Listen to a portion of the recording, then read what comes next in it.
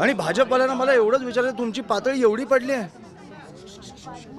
एवढी पडली आहे तुमची. पैसे फॉर्म परत घ्यायला सांगणं ठीक होतं, तुम्ही खून करायला लागले आता निवडणुकांसाठी. मला वाटतं समोरच्या पक्षात पण काही आपले लीडर्स आहेत ज्यांची मुलं आहेत. मी जसा बघून आलो ना तसं शिंदे साहेबांनी किंवा देवेंद्र साहेबांनी किंवा मला वाटतं ह्या लोकांनी बघितलं पाहिजे ह्या घराची परिस्थिती काय. आणि अशा निवडणुका असतील ना तर नको निवडणुका, आम्ही सगळे फॉर्म परत घेतो, तुम्ही जिंका. ती बघा मुलगी परत उठली. ह्या अशा निवडणुका ही आपल्या महाराष्ट्राची परिस्थिती आणून ठेवली आहे तुम्ही. मी कधीही कोणी वारल्यावर राजकारण करत नाही आणि आज पण मी नव्हतो करायला आलो. पण तुम्हाला कधीतरी कळणार आहे की नाही की तुमचे राज्य कुठे नेऊन ठेवलं तुम्ही. मला वाटतं आपल्या सगळ्यातला एक माणूस जागा झाला पाहिजे आणि ह्या गोष्टींचा विचार केला पाहिजे.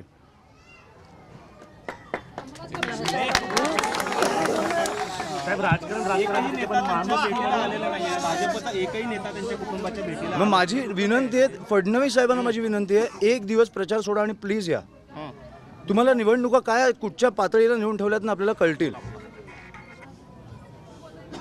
आणि माझी विनंती आहे त्यांना, मोठे नेते आहेत पण मला वाटतं की आपल्या राज्याचे मुख्यमंत्री आहेत, कुठेतरी आपलं राज्य कुठे चाललंय हे त्यांनी पण बघितलं पाहिजे. ही कुठची परिस्थिती आहे. एक आई, एक बायको, 2 मुली आज अस्थि विसर्जन करून आल्यात. कशासाठी? निवडणुकीसाठी. ह्याची उत्तरं मला मिळालीच पाहिजेत आणि बाळासाहेबांना न्याय हा मिळालाच पाहिजे.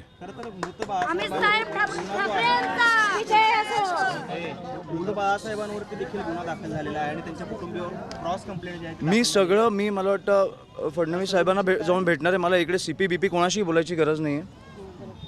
फडणवीस साहेबांनी मुख्यमंत्री म्हणून मला एक 10 मिनटं द्यावी. मला सगळी परिस्थिती त्यांच्याकडे मांडायची. मला वाटतं एक दिवस सोलापूरला येऊन ते जाऊ शकतात. ही राजकारणाची परिस्थिती मी सहन नाही करू शकत. आपलं राज्य असं नाही असू शकत. आणि मला वाटतं सोलापूरकर म्हणून पण तुम्ही विचार केला पाहिजे की हे कुठे नेतं आहे आपलं शहर. बाकी सगळं ठीक आहे, 70 ठिकाणी तुम्ही जिंकला, बिनविरोध जिंका, मजा करा. पुढे 5 वर्ष 10 वर्ष रस्त्यांची वाट लावा, सगळं करा. खून नाही झाले पाहिजेत. तुम्ही खुनापर्यंत पोचताय आता.